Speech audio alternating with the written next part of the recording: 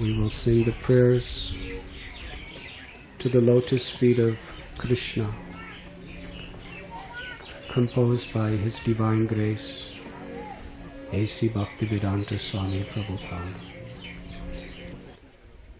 I emphatically say to you, O brothers, you will obtain your good fortune from the Supreme Lord Krishna only when Srimati Radharani becomes pleased with you. Please repeat after me. I emphatically say to you, O brothers, you will obtain your good fortune from the Supreme Lord Krishna only when Srimati Radharani becomes pleased with you. Now I will read. Sri Srimad Bhakti Siddhanta Saraswati Thakur, who is very dear to Lord Gauranga, the son of Mother Sachi, is unparalleled in his service to the Supreme Lord Sri Krishna. He is that great saintly master who bestows intense devotion to Krishna at different places throughout the world. By his strong desire, the holy name of Lord Gauranga will spread throughout all the countries of the Western world, in all the cities, towns, and villages on the earth, from all the oceans, seas, and rivers and streams. Everyone will chant the holy name of Krishna. As the vast mercy of Sri Chaitanya Mahaprabhu conquers all directions, a flood of transcendental ecstasy will certainly cover the land. When all the sinful, miserable living entities become happy, the Vaishnava's desire is then fulfilled. Although my Guru Maharaj ordered me to accomplish this mission, I am not worthy or fit to do it. I am very fallen and insignificant. Therefore, O Lord, now I am begging for your mercy so that I may become worthy, for you are the wisest and most experienced of all. If you bestow your power, by serving the spiritual master one attains the absolute truth. One's life becomes successful. If that service is obtained, then one becomes happy and gets your association due to good fortune. My dear Lord, O Supreme Personality of Godhead, because of my association with material desires, one after another I was gradually falling into a blind well full of snakes, following the general populace. But your servant Narada Muni kindly accepted me as his disciple and instructed me how to achieve this transcendental position. Therefore, my first duty is to serve him. How could I leave his service? Prahlad Maharaj to Lord Narasingha Dev, Srimad Bhagavatam 7:9-28. O Lord Krishna, you are my eternal companion. Forgetting you, I have suffered the kicks of Maya birth after birth. If today the chance to meet you again occurs, then I will surely be able to rejoin you. Oh dear friend, in your company I will experience great joy once again.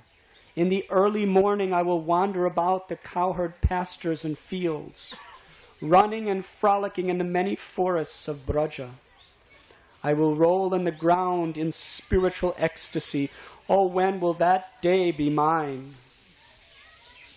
Today that remembrance of you came to me in a very nice way. Because I have a great longing, I call to you. I am your eternal servant, and therefore I desire your association so much. O Lord Krishna, except for you, there is no other means of success. Repeat, please. I emphatically say to you, O brothers. Louder, please. emphatically. I emphatically say to you, O brothers. I emphatically say to you, O brothers. Much louder, please. You will obtain your good fortune. You will obtain your good fortune. From the Supreme Lord Krishna. From the Supreme Lord Krishna. Only when Srimati Radharani becomes pleased with you. Only when Srimati Radharani becomes pleased with you. These prayers were written on board Jaladuta on September 13th, 1965. In Srila Prabhupada's diary, he reveals his heart. It was his own personal prayers, revelations, and reports to Sri Guru and Krishna. After suffering several heart attacks, seasickness, immense tribulation, he writes a passage how much he's longing to be in Vrindavan. Srila Prabhupada declared that Vrindavan is his home. He writes how far away he is from Vrindavan and how deeply he is feeling separation from Sri Madan Mohan, Govinda, Gopinath, and Sri Radha Damodar. But in his immense separation, he's feeling unlimited enthusiasm and desire to serve the order of his spiritual master by going to the Western world to preach the message of Krishna consciousness.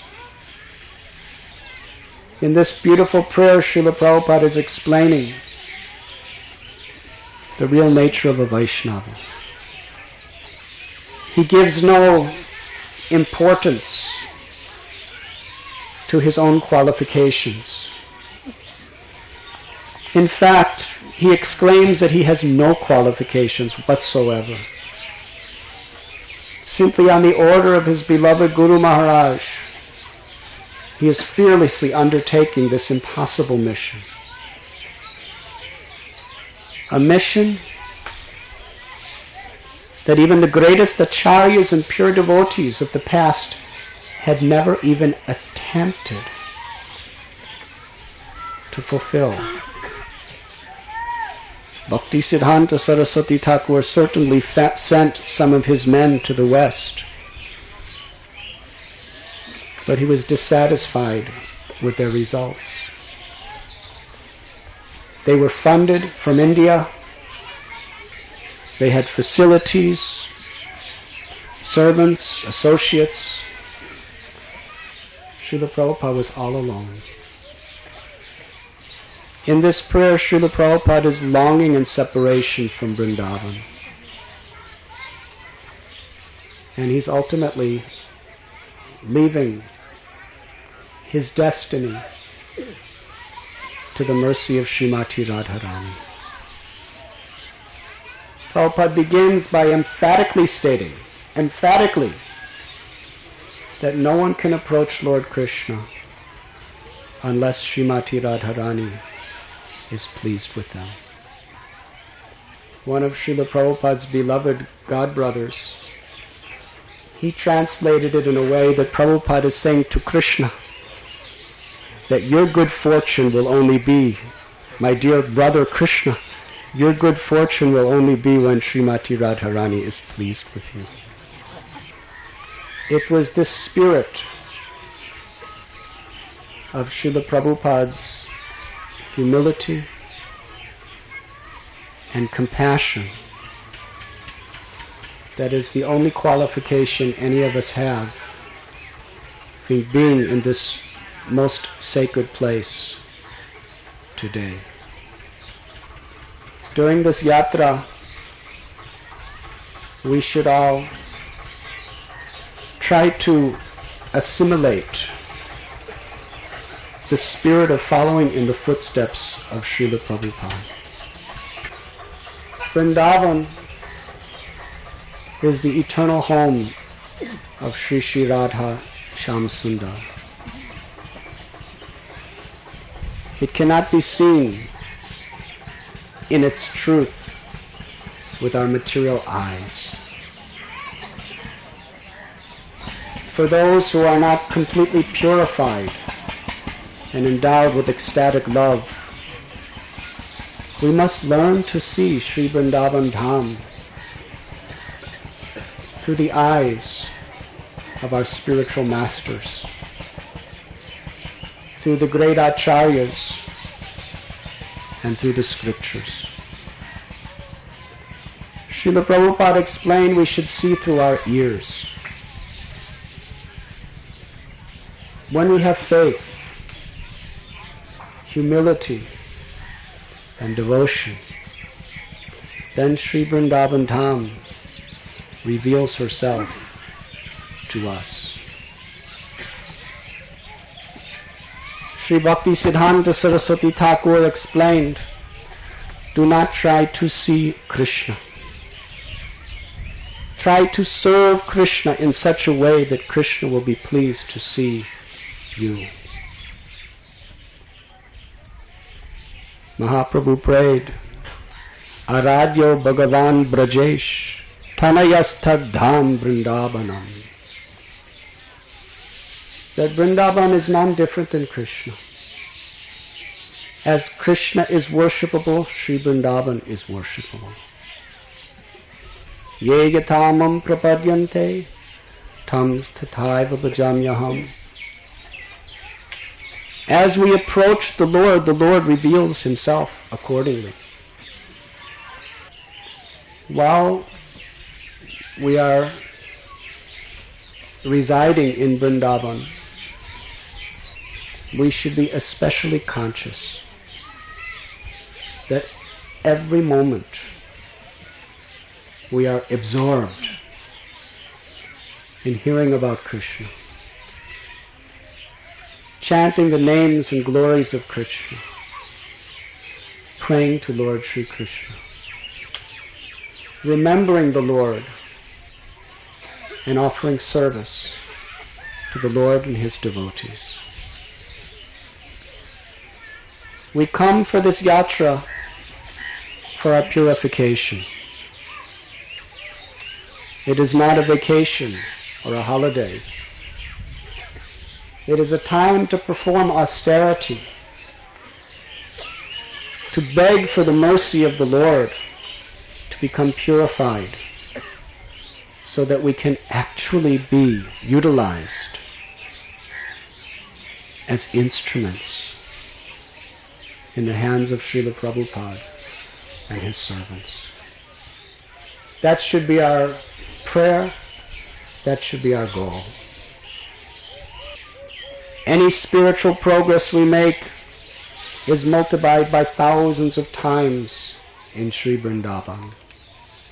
And any offenses we make are also multiplied by thousands of times while in Sri Vrindavan Dham. So let us begin this yatra by making firm resolutions within our own heart that we will live for the pleasure of Sri Sri Radha Krishna and their devotees. Chaitanya Mahaprabhu taught Gopi Bharatur Padakamalayora Das Das Das Anudas. If we want to approach the Lord of the Gopis, we must do so in the spirit of the servant, of the servant, of the servant, of the servant.